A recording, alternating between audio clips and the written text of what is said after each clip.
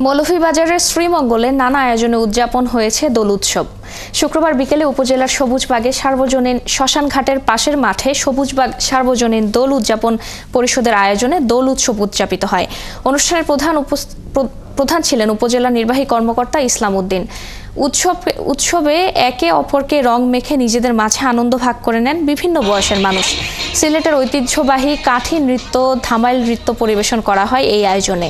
এর আগে সবুজবাগ এলাকায় নগর কীর্তন করেন সনাতন ধর্মাবলম্বীরা। এই উৎসবের অপর নাম বসন্তোৎসব। ফাল্গুন মাসের পূর্ণিমা তিথিতে দোলযাত্রা অনুষ্ঠিত হয়।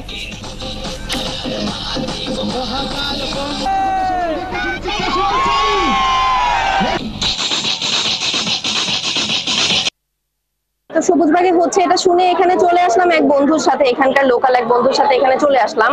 এসে দেখি যে এখানে অনেক সুন্দর আয়োজন হয়েছে। উৎসবের এই দিনে টাউনের একটা মেলা বসে।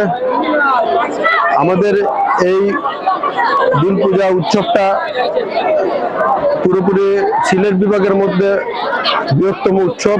পঞ্চমবারের মতো এটা হচ্ছে দোলের আয়োজন, যেটা খুবই ভালো, খুবই সুন্দর। উৎসবে আমরা সবাই এখানে আসি, শ্রীমঙ্গলের সবাই এসে আমাদের সবচেয়ে ভালো লাগতেছে এবং